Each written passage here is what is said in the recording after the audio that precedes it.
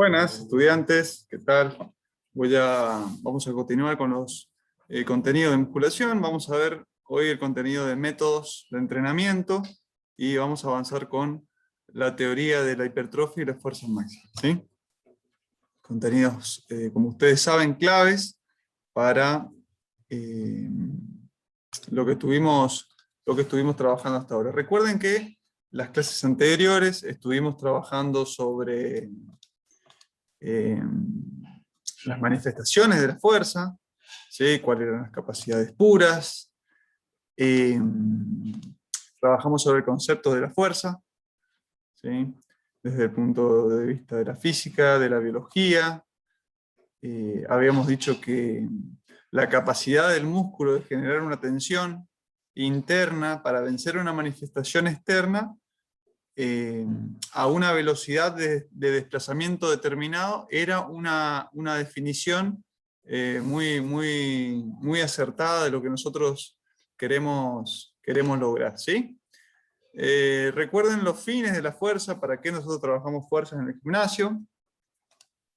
Y hablando de fuerza específica y general, después hicimos esa comparación, para qué utilizaríamos la fuerza general y para qué utilizaríamos la fuerza específica, ¿sí? Recuerden que la general está orientada más a un acondicionamiento, deporte escolar, entrenamiento de base, a un trabajo de incrementar la fuerza de alguna porción o grupo muscular, postoperatorio, recuperación de lesiones, algunas rutinas de reducción de tejido graso, ¿sí? Para eso utilizamos los trabajos de fuerza general. Y la fuerza específica, dentro de la fuerza específica teníamos algunos conceptos clave que se refería a trabajar la musculatura decisiva para el rendimiento, para el deporte o para la actividad que realice el cliente. Se debe buscar utilizar la misma musculatura, la misma fuerza y el mismo ángulo de trabajo, ¿sí? Eso también era clave, y dentro de la fuerza específica teníamos la fuerza máxima como una expresión de la fuerza muy importante, la fuerza máxima, coordinación intramuscular, también la fuerza hipertrofia o desarrollo muscular, la fuerza potencia y la fuerza resistencia. Esas serían todas las manifestaciones que tenemos de la fuerza, ¿sí? Recuerden que cada estímulo que nosotros hagamos de la fuerza va a emitir una frecuencia de impulsos diferente, ¿sí? Si estamos haciendo fuerza-resistencia, no va a ser la misma emisión de frecuencias que un trabajo de potencia o de fuerza máxima, ¿sí? Recuerden eso, que si hacemos, por ejemplo, un ejercicio aislado, como hacer camilla atrás, vamos a tener una frecuencia de emisión, y también vamos a tener un reclutamiento de fibras lentas, ¿sí? Por ejemplo, habíamos dicho que aproximadamente 15 Hz es lo que nosotros activamos, es lo que nosotros emitimos en un trabajo aislado, y por lo tanto activamos principalmente unidades motoras de calibre pequeño, de conducción lenta, que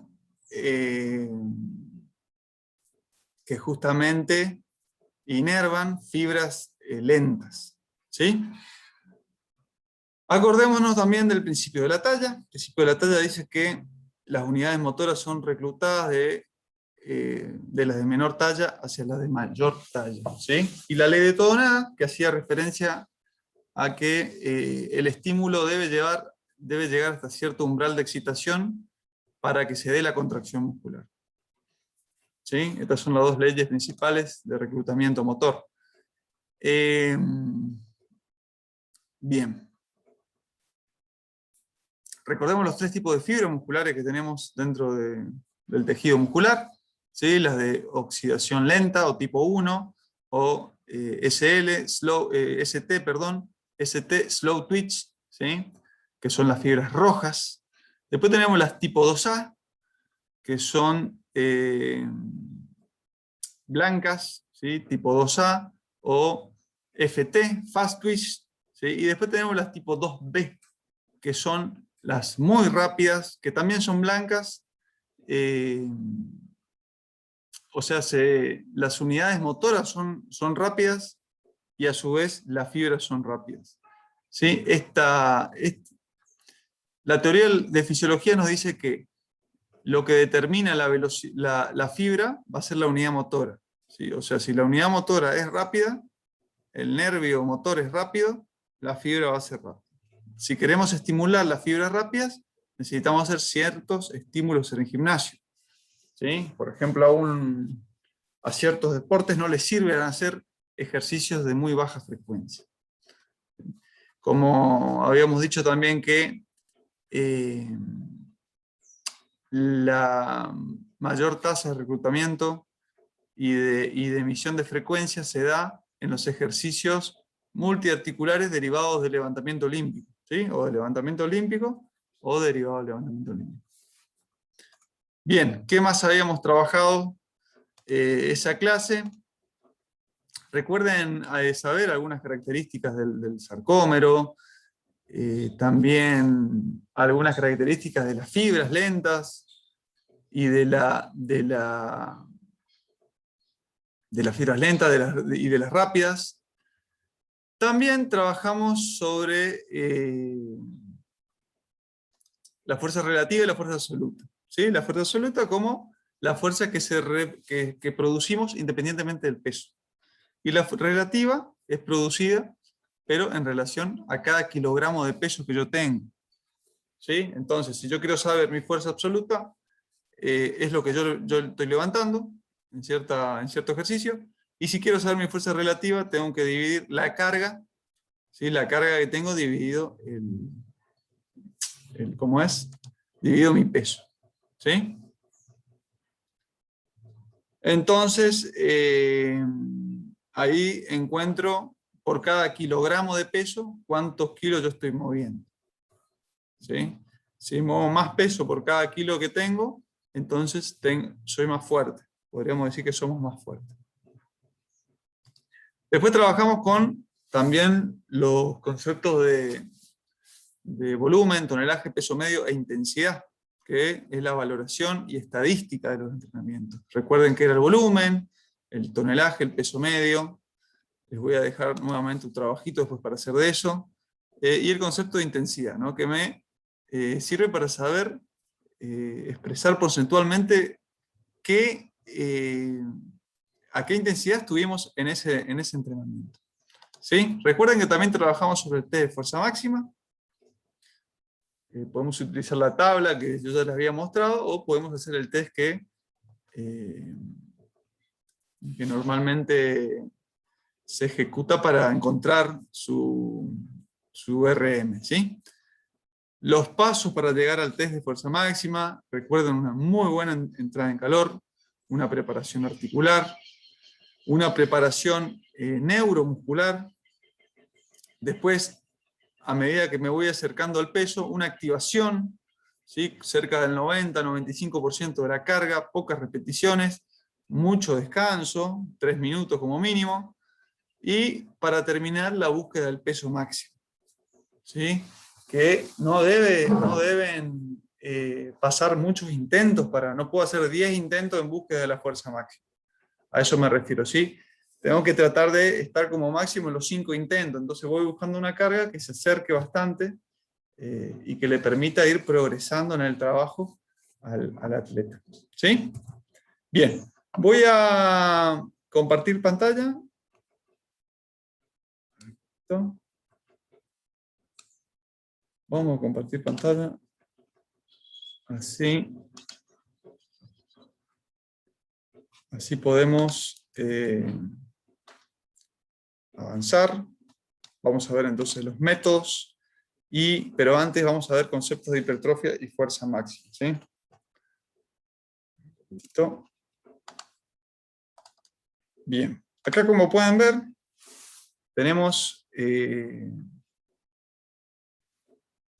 me tapa acá vamos a mandarlo para abajo. Se puede mandar para el costado. Bien. ¿Qué tenemos acá? Como pueden observar arriba, capacidad, fuerza máxima, explosiva, resistencia a la fuerza. ¿Sí? Un cuadro donde podemos observar, tenemos la definición, en qué edad se puede empezar a trabajar, objetivos, efectos, sistema energético utilizable, tipo de fibra que se utilizan. Este cuadrito, si quieren, después lo pueden analizar, pero acá lo que falta es la fuerza hipertrofia, que es justamente lo que quiero empezar a... Vamos a trabajar acá, ¿sí? Un poco sobre las hormonas y sobre, según el ejercicio que hagamos, qué hormonas se van a estimular en nuestro cuerpo. Como pueden ver acá, si se busca la estimulación del desarrollo muscular, la hormona que va a estar en sangre post ejercicio, va a ser, por ejemplo, la hormona de crecimiento, ¿sí? En cambio, si el ejercicio que nosotros proponemos se acerca más a la fuerza máxima, la principal hormona encargada de la síntesis de músculo va a ser la testosterona. Y observen acá en el cuadro, como en un caso, en la hipertrofia, las cargas son medias, ¿sí? Y en el trabajo de fuerza máxima, las cargas son altas. Estamos hablando del 80-90%, entre el 80 y 40%. Acá ya vamos estableciendo parámetros, ¿sí? El tiempo para estimular la hipertrofia, este lado de la hipertrofia, recuerden, son de muchas repeticiones, que da un promedio de 30 a 50 segundos. Y el tiempo para la fuerza máxima, observen, va pocas repeticiones y que no superen los 12 segundos. ¿Sí?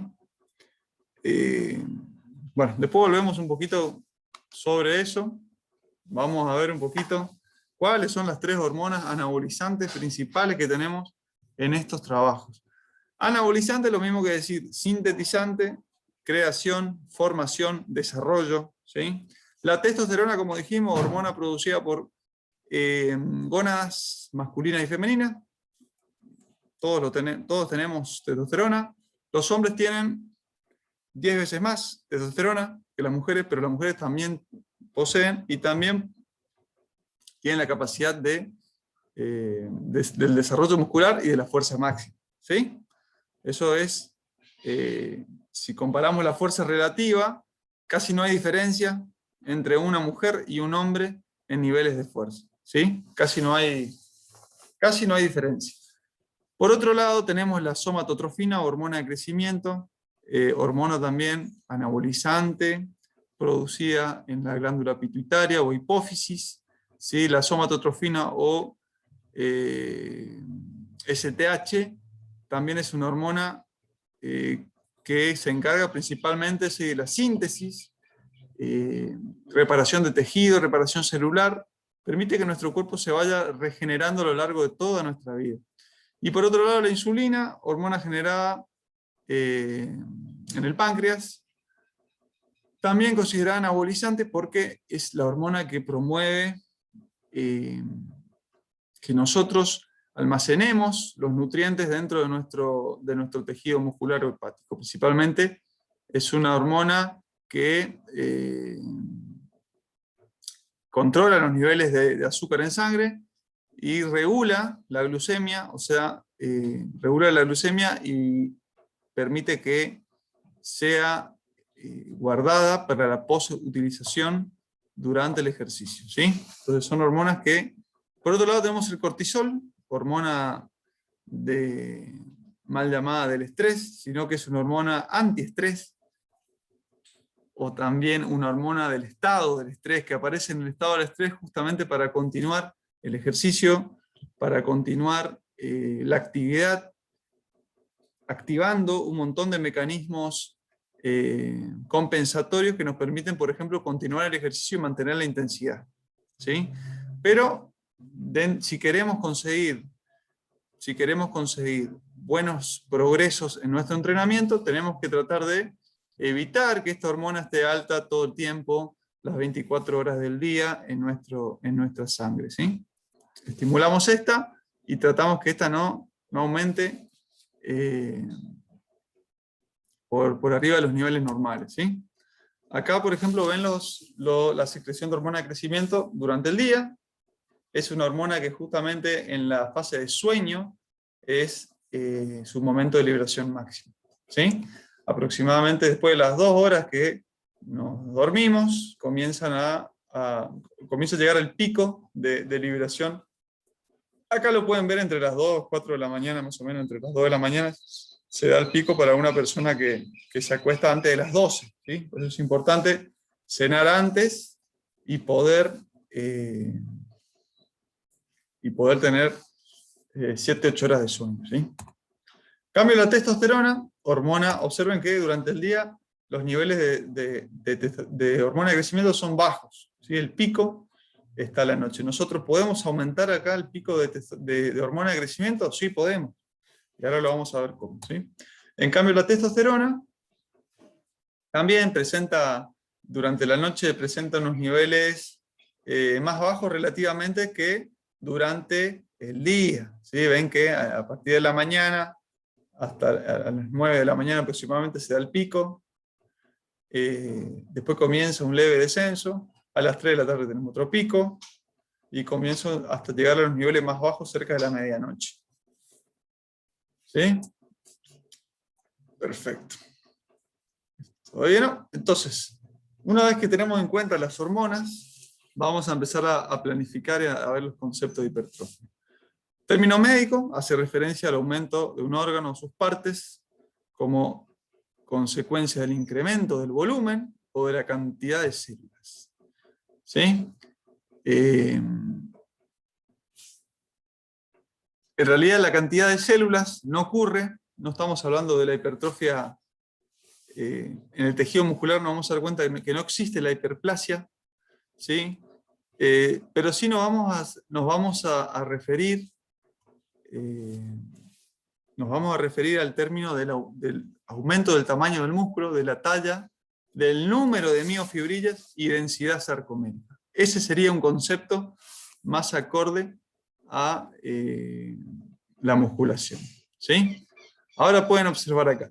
Hipertrofia, cuando hablamos del aumento del número de miofibrillas, recuerden que cada célula muscular, por eso les pido que repasen un poco lo de célula para poder entender mejor esto.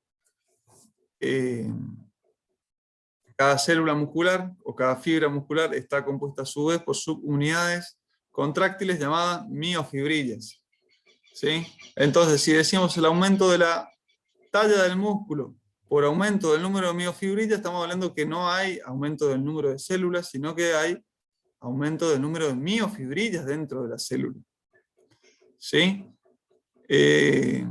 Aumento del tejido conjuntivo, aumento de la vascularización, entre comillas, vamos a ver eso que no es tan así, y las fibras musculares no aumentan. ¿Sí? Principalmente se da por eso. Como dice acá, densidad sarcomérica y número de miofibrillas. Dentro de la hipertrofia podemos dividir dos hipertrofias conocidas. Una habla de los sarcómeros, que fue la que recién nombramos, y otra habla de la hipertrofia sarcoplasmática. Bueno, el primero de los casos se debe al crecimiento de las miofibrillas, ¿sí? Y en el segundo aumenta la cantidad de líquido de sarcoplasma que hay dentro de esas células. Todos, cuando finalizamos alguna sesión de entrenamiento en el gimnasio, podemos notar esa hipertrofia sarcoplasmática, que es una hipertrofia que dura un tiempo corto, un periodo de tiempo corto, hasta que se produce el lavado, se produce la recuperación, entonces nosotros perdemos todo ese sarcoplasma que se encontraba dentro del músculo, que obviamente como el entrenamiento es un proceso inflamatorio, provoca un edema muscular. ¿Sí? El músculo está hinchado porque hay fibras rotas, ¿sí? Y hay mayor cantidad de sangre que se está distribuyendo hacia esa zona para poder reparar, para poder llegar a la homeostasis con ese músculo, ¿no? Vamos a ver qué es la hipertrofia sarcomérica. Hay un aumento, acá observemos la primera línea, del tamaño del músculo, sí, hay un aumento por el aumento del número de miofibrillas de cada célula. ¿Sí? La teoría dice que, yo tengo acá una imagen, ahora la vamos a ver, pero se rompen, se dan rupturas a nivel de banda Z y se forman dos miofibrillas hijas, ¿sí? que a su vez van así aumentando la sección transversal de la fibra. ¿Sí? Aumenta el tejido conectivo, todas las fascias que recubren el músculo. Recuerden que el músculo tiene una fascia externa, más externa, llamada epimicio, si no me equivoco, epimicio. Cada fascículo muscular a su vez tiene un perimicio, ¿sí? Un perimicio, y cada fibra a su vez tiene otra fascia llamada endomicio. Entonces hay un aumento del tejido conectivo, pero que ese tejido recuerden que es no contráctil, ¿sí? Y ocupa aproximadamente un 13% del volumen total del músculo. Hay aumento de la sección transversal de la fibra, porque al aumentar la cantidad de miofibrillas, la sección transversal va aumentando. Hay mayor activación neural y hiperplasia no hay. ¿Sí? Hiperplasia no hay. Vascularización que rodea el músculo se mantiene, o sea, a medida que aumenta la cantidad, el tamaño del músculo, a su vez aumenta la capilarización. Pero no es significativa respecto a un músculo no entrenado. Si ustedes agarran un músculo entrenado, ¿sí? Va a tener la misma capilarización que un músculo muy entrenado. ¿Sí? Pasa que el músculo entrenado, al tener mayor sección, tiene que aumentar la cantidad de capilares. ¿Sí? Pero no se va a volver más resistente ese músculo, o no va... El músculo hipertrofiado, muy hipertrofiado, no va a tener una mejor distribución y perfusión de la sangre y del oxígeno hacia su fibra. ¿Sí? Eso no se logra con este tipo de entrenamiento. Acá pueden ver, esto es una fibra, estos son los núcleos de la fibra, ven cómo después, resultado de un entrenamiento, aumenta la cantidad, o sea, aumenta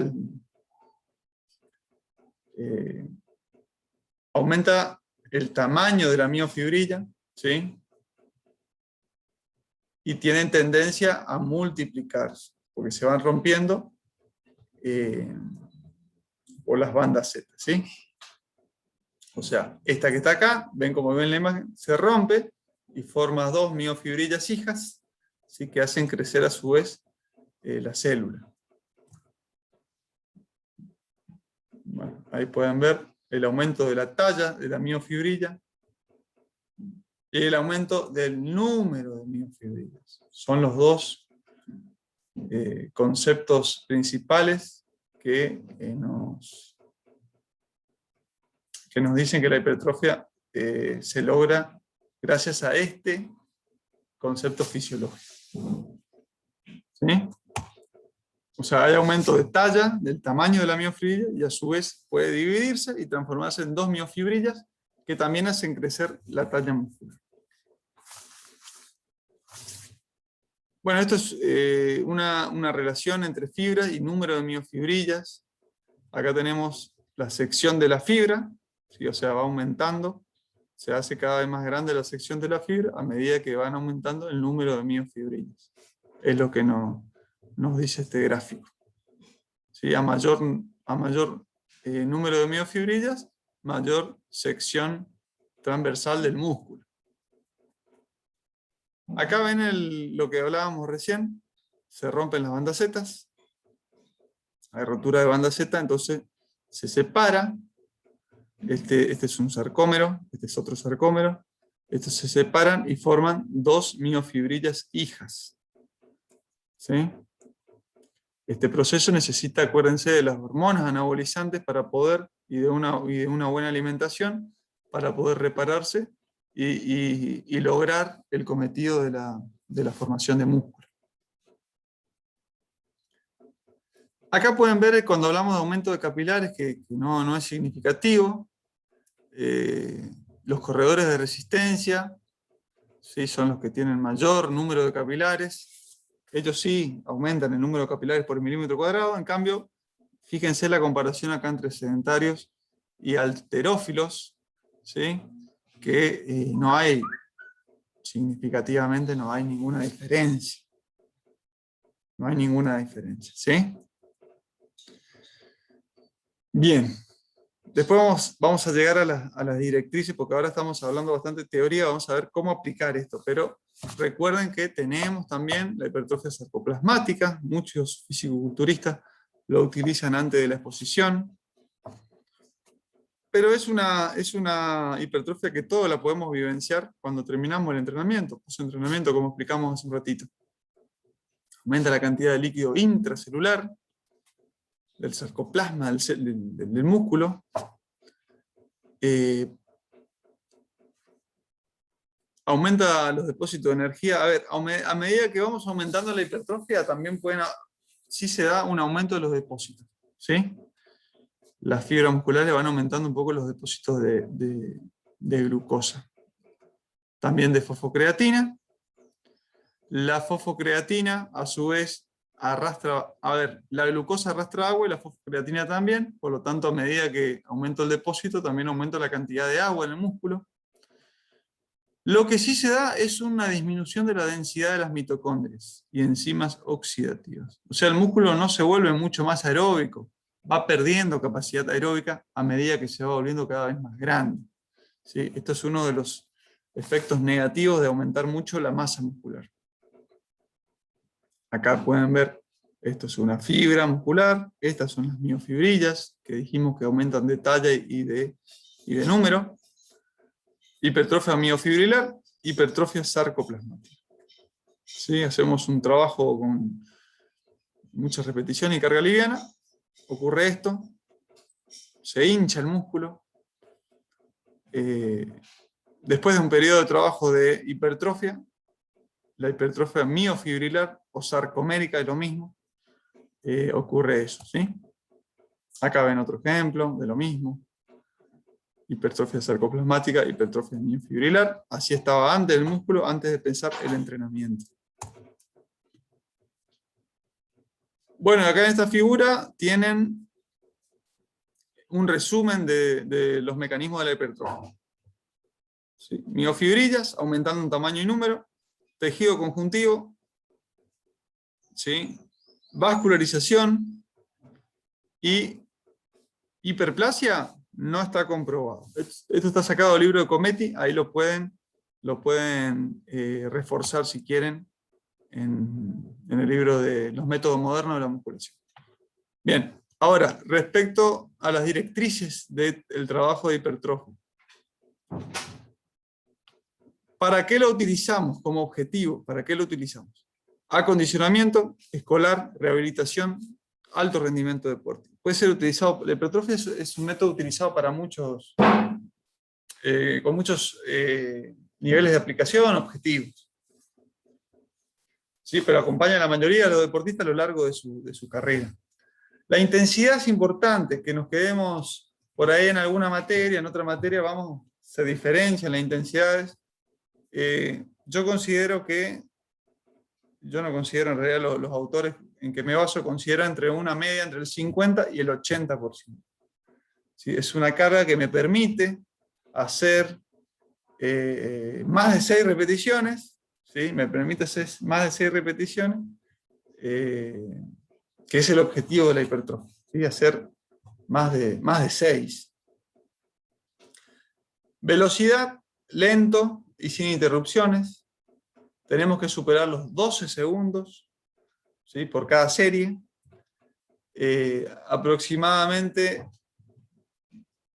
nos lleva 1,5 segundos la fase concéntrica y 3 segundos la fase excéntrica.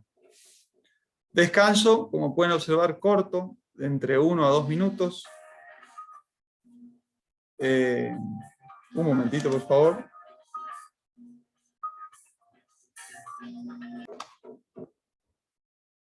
Bien, como les decía, sigo compartiendo pantalla. Cuando hablamos de hipertrofia, hablamos de poquito tiempo de recuperación, de micropausa y de macropausa. 1 minuto para las micro, 1 minuto y medio es más que suficiente. 30 segundos, ¿sí? Y 2 minutos para una macropausa, 2 minutos y medio, es más que suficiente, ¿sí? ¿Por qué? Justamente hay un proceso de generación a ver, el trabajo de hipertrofia trabaja sobre el metabolismo de la glucólisis rápida. La glucólisis rápida acumula pirúvico. El pirúvico no tiene que ser rápidamente transformado a lactato para no acidificar tanto al músculo, ¿sí? Y a la sangre. Este aumento del lactato es lo que va a producir, posterior al ejercicio, el aumento de la hormona de crecimiento. ¿Sí? La hormona de crecimiento, entonces, estimulada por los niveles altos de lactato en sangre. Por lo tanto, la clave de este trabajo radica en el tiempo de recuperación, ¿sí? El ejercicio tiene que llegar cercano al fallo, ¿sí? Tiene que llegar a esa repetición que cuesta, y tiene que proponer un descanso corto, si no, no se da este aumento del lactato, ¿sí? El tiempo de adaptación, 3 semanas ya se ven efectos, 2 semanas ya se ven efectos, 3, ¿sí? 3, 4 semanas es lo ideal, hasta 8 semanas, después tengo que hacer un breve periodo de reacondicionamiento, ¿sí? Tengo que cambiar un poco el plan del trabajo para volver a aplicar otro estímulo de hipertrofia, ¿sí? Frecuencia, puedo hacer todos los días, no hay problema, la hipertrofia, siempre y cuando no estimule el mismo músculo, ¿no? Debo dar como mínimo 48 horas de recuperación al mismo grupo muscular. Bien.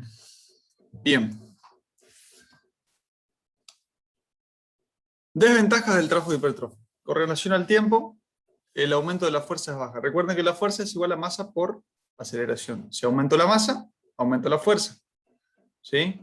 Si aumento la aceleración, entonces tengo que hacer fuerza máxima. Quiero aumentar la masa, voy a trabajar entonces sobre fuerza hipertrofia. El aumento de la musculatura limita después la flexibilidad. Los tiempos de recuperación de uso y tendones son diferentes, ¿sí? O sea, el vientre muscular se recupera, la fibra muscular se recupera más rápido que el tendón. El tendón es una zona menos irrigada, o sea, tengo que cumplir con los tiempos de recuperación del grupo muscular para volver a estimularlo, ¿sí? Que no me duela más el músculo no quiere decir que esté totalmente recuperado, ¿sí? Bien, aumentar mucho la masa muscular obviamente me trae después, aumentar la masa me aumenta la masa corporal, me aumenta el peso corporal. Al aumentar el peso corporal, mi consumo de oxígeno disminuye, mi VO2 max, perdón, mi VO2 max disminuye, ¿sí? Por lo tanto me vuelvo menos resistente. Por lo tanto, en deportes donde uno está implicado mucho las adaptaciones cardiorrespiratorias, no es conveniente aumentar tanto la masa muscular, ¿sí? Tengo que buscar la relación óptima entre masa y fuerza y resistencia, ¿sí? Resistencia cardiorrespiratoria. Bien. Si vamos para el lado de la fuerza máxima, dijimos que buscaremos estimular ahí la secreción por parte de las gónadas de testosterona, ¿sí? Se logra a través del desarrollo muscular. Yo aumento la fuerza con la hipertrofia, dijimos, pero esa no es la idea ahora.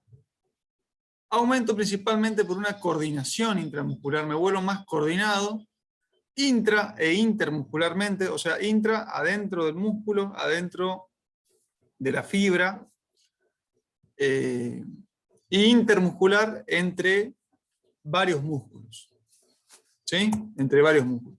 Importancia para todos los deportes. Como dijimos en un principio de la cátedra, la musculación es el papá de los deportes, ¿sí? Es el papá, porque son practicados por todos los deportes prácticamente.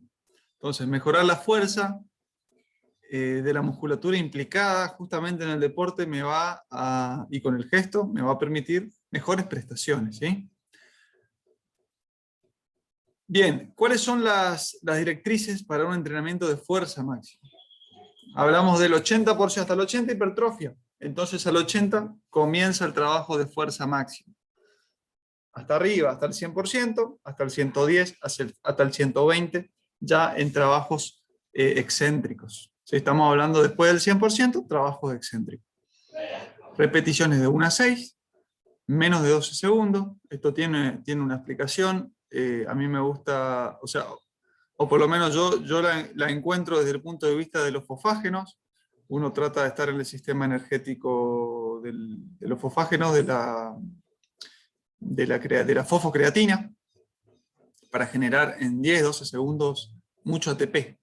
¿Sí? Mucho ATP porque hay que mover una gran carga, pocas repeticiones, pero una gran carga, a una gran frecuencia de estímulos. ¿Sí? Recuerden que son estímulos de 50 para arriba. Bien, velocidad de ejecución. Fase positiva, 1 segundo. Fase negativa, un poquito más lenta. ¿Sí? Fase negativa, 1,5 a 2 segundos. La fosfocreatina en sí necesita de algunos minutos más para resintetizarse dentro del músculo. Por lo tanto, tenemos que darle como mínimo 3 minutos para lograr un 90% de la recuperación óptima del sistema de los fosfágenos y también del sistema neural, que hizo un gran desgaste emitiendo frecuencia cuando hacemos fuerza máxima. Sí, la ganancia de fuerza también es bastante rápida, igual que la hipertrofia. De 3 a 8 semanas es un buen tiempo de trabajo para hacer una buena ganancia de fuerza máxima. Ventajas: se aumenta rápidamente sin aumentar la masa muscular. ¿Sí? Esto que quede claro, la masa muscular no aumenta con el uso de este tipo de trabajos. Mejora la fuerza relativa, mejora la absoluta y la relativa. El objetivo nuestro es, recuerden, mejorar la relativa. Desventajas: se trabaja con estímulos máximos, o sea, cargas altas. Se trabaja con cargas altas, por lo tanto, aumenta el riesgo de lesión. Si no se descansa correctamente, si no se ejecuta correctamente. ¿Sí? Y si no hay un trabajo previo hecho correctamente. Elevadas cargas sobre el sistema nervioso central, sistema articular, ligamentos y tendones, y no se puede aplicar a personas muy jóvenes. Jóvenes me refiero a menos de 12, menos de 13, 14 años. ¿Sí? No puedo empezar un entrenamiento de un joven con fuerza máxima, ni menos con una persona que no está entrenada, aunque tenga 20, 25 años, no puedo empezar con este entrenamiento porque lo voy a lesionar sin lugar a dudas. Entonces vamos un poquito a esta primer filmina.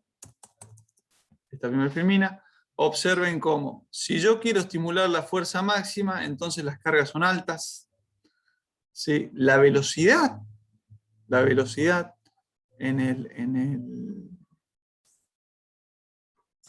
de ejecución es alta. Aunque yo lo veo bajo, si yo lo veo lento, desde afuera, ¿no? Con mi vista, no estoy viendo lo que está pasando adentro del cuerpo de la persona. Y adentro de la persona se está emitiendo una frecuencia muy alta de disparos. ¿Sí? El gesto es lerdo, pero la velocidad de disparos es alta. En cambio, cuando hablamos de hipertrofia, el gesto es lento y la emisión de frecuencia también es baja. ¿Sí? Bueno, como pueden observar acá, la hipertrofia trabajamos con volúmenes altos, ¿sí? Volumen, muchas repeticiones, muchas series. En cambio, cuando estimulamos la fuerza máxima, el volumen es de medio a bajo. ¿Sí? Buscamos calidad sobre cantidad. No tantas series, no tantas repeticiones, sino que, mejor dicho, mover mucha carga en pocas repeticiones. ¿Sí? En este trabajamos ejercicios globales o básicos, y en este trabajamos también los básicos, pero podemos tocar mucho ejercicios aislados. Recuerden que los ejercicios unilaterales o unipodales pueden ser utilizados para la fuerza máxima de hipertrofia. Eso le vuelvo a hacer hincapié porque en la rutina que han armado no aparecían muchas propuestas unipodales. ¿Sí? Bien, vamos un poquito. ¿Coordinación intramuscular o desarrollo muscular? Esta es la pregunta.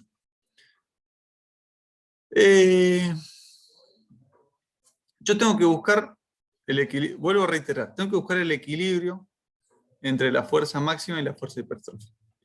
¿Sí?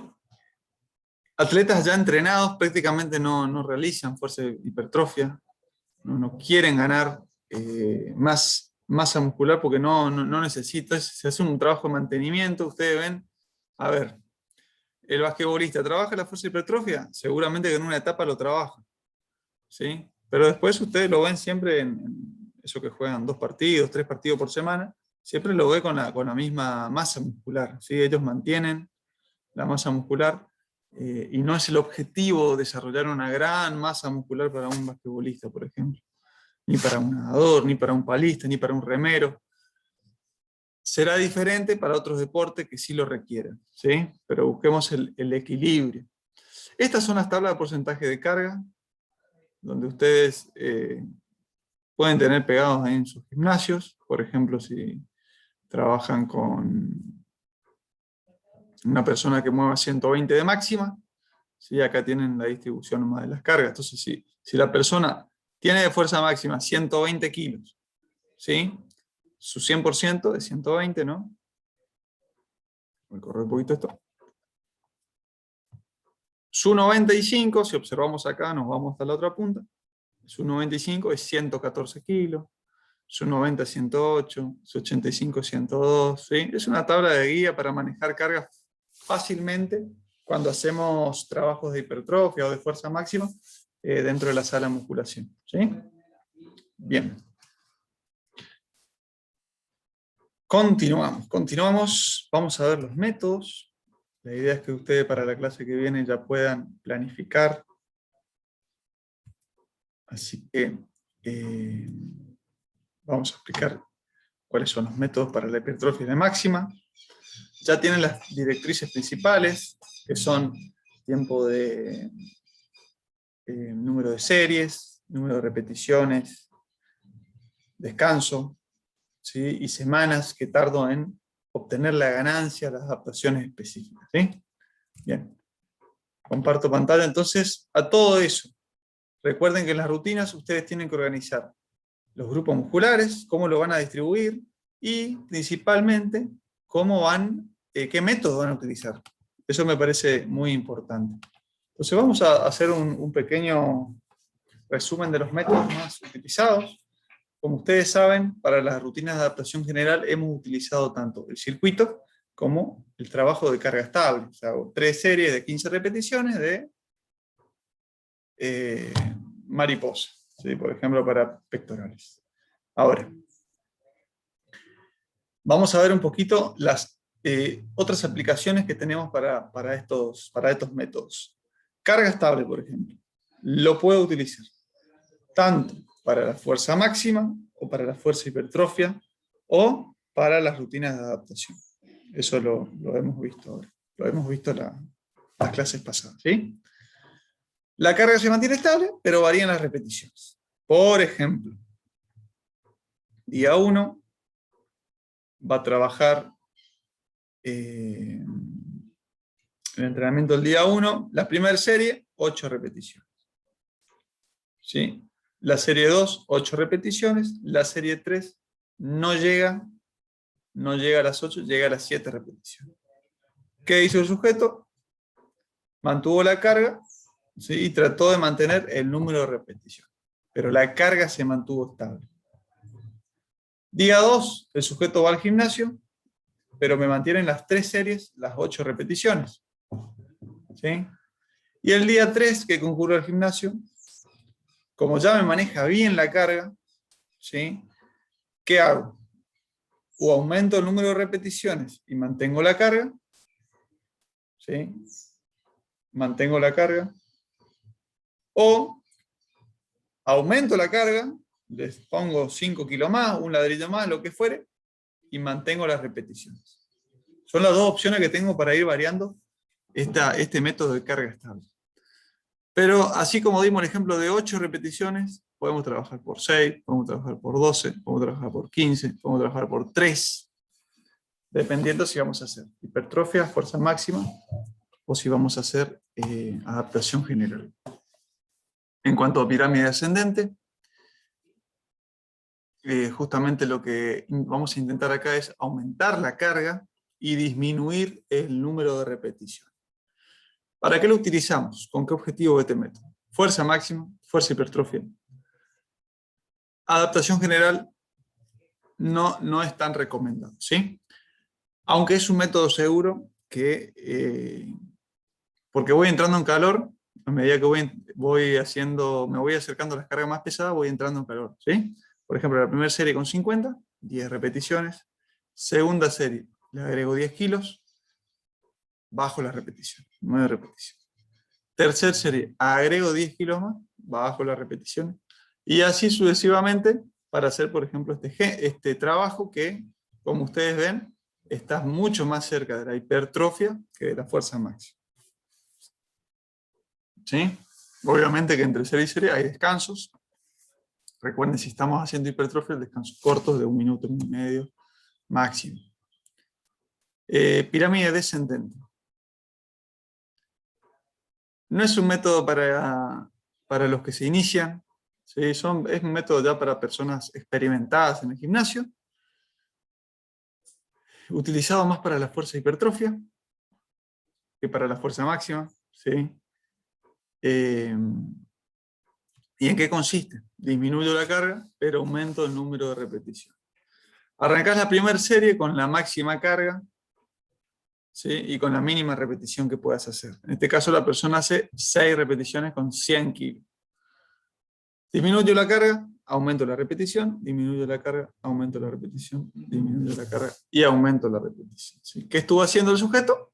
Estuvo haciendo hipertrofia, ¿sí? Se estimuló una serie nomás de fuerza máxima, después el resto fue trabajo de hipertrofia. Es una variante. Otra variante muy interesante es la combinada, donde voy a combinar pirámide ascendente y descendente, por ejemplo aumentando la carga y disminuyendo el número de repeticiones, y luego disminuyendo la carga y aumentando el número de repeticiones. Esa sería la definición de la pirámide combinada. ¿Sí? Y acá tienen el ejemplo de la pirámide. Uno arranca con una carga de 100 kilos, realiza 8 repeticiones. La segunda con 110 realiza 5. La tercera con 120 realiza 3. Mantengo una más en el ápice de la pirámide con la misma carga. Esto es un ejemplo, ¿sí? Mantengo 3 repeticiones. Con 110 me vuelvo a 5. Con 100 me voy para 8 repeticiones. ¿Qué estuve trabajando acá? Evidentemente estuve trabajando fue un entrenamiento entre la hipertrofia y la fuerza máxima, ¿sí?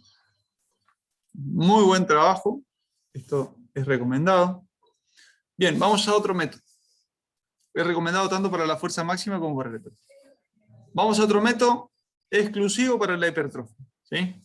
No es un circuito, porque para que sea considerado circuito tendríamos que tener, considero yo, más de 4 ejercicios, entre 4 como mínimo.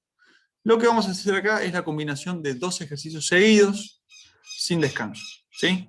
Llamado super serie. Si yo realizo un ejercicio, por ejemplo, con el mismo grupo muscular, a esto le vamos a llamar super serie normal.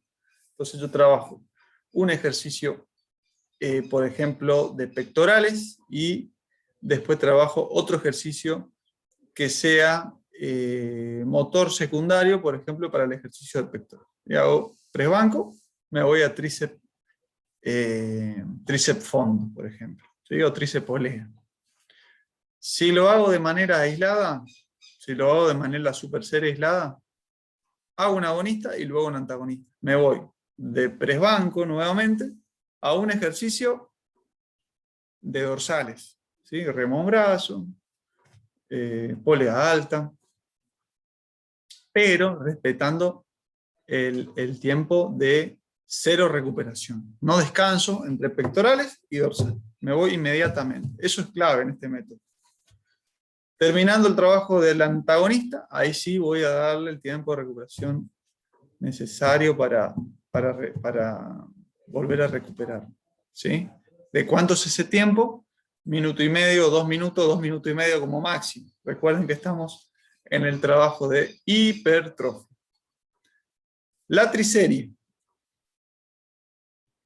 Bueno, esto era el ejemplo que les había dado de la superserie, ¿sí? Por ejemplo, cuando es normal, sentadilla y camilla adelante, pausa, 1 minuto 30, series 3, repito 3 de esa combinación, y no hacer más de 3 de la misma combinación, repeticiones más de 6, porque estamos en hipertrofia.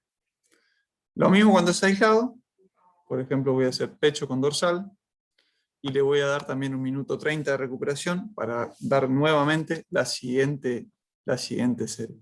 Cuando el trabajo de carga estable, la recuperación es un poquito menor, ¿sí? 1 minuto 30. Cuando trabajamos super serie, por ejemplo, podemos darle un poquito más de descanso. El trabajo es más demandante. Hacer 2 grupos musculares que pueden fatigar mucho más. Entonces le puedo dar 2 minutos, no hay problema, 2 minutos y medio como máximo, 2 minutos y medio. Bueno, la serie acá normal también puede ser preagotadora. En este caso yo le di un ejemplo de hacer el agonista y antagonista. También podemos hacer antagonista. Podemos hacer... yo le di el ejemplo de el agonista y el sinergista. ¿Sí? Pectorales y tríceps, por ejemplo. O sentadilla y camilla adelante. También podemos hacer un ejercicio preagotador. Por ejemplo, hacer primero la parte... hacer un ejercicio de pectoral que me agote el pectoral, por ejemplo un press, una apertura con mancuernas, y después pasarme al press banco. ¿Sí? Eso sería un trabajo, una super serie de pre-agotamiento. La triserie es lo mismo, pero agregamos un ejercicio más. ¿Sí? Combinación de 3 ejercicios sin pausa. Tenemos en este ejemplo, por ejemplo, triserie normal, donde trabajamos agonista con sinergista, sentadilla, prensa y camilla adelante, mínimo 1.30 de descanso, y vuelvo a arrancar el trabajo. No más de 3 series de la misma combinación, repeticiones más de 6. Cuando la triserie es aislada, voy a hacer, recuerden, agonistas y antagonistas. Por ejemplo, paso al frente, algo en pectorales y algo en dorsales. Sería una triserie. Obviamente que el entrenamiento después va a tener varias distribuciones de triseries a lo largo de toda la sesión, pero esto es un ejemplo de organización en triseries. ¿Sirve para la fuerza máxima? No sirve para la fuerza máxima. ¿Sí? Nada que ver con lo que... Bueno, después tenemos el método circuito, que ya lo habíamos dado desde un principio, combinación de varios ejercicios. El tiempo de recuperación es mínimo, la micropausa es mínimo, el tiempo que tardo en pasarme de un ejercicio a otro.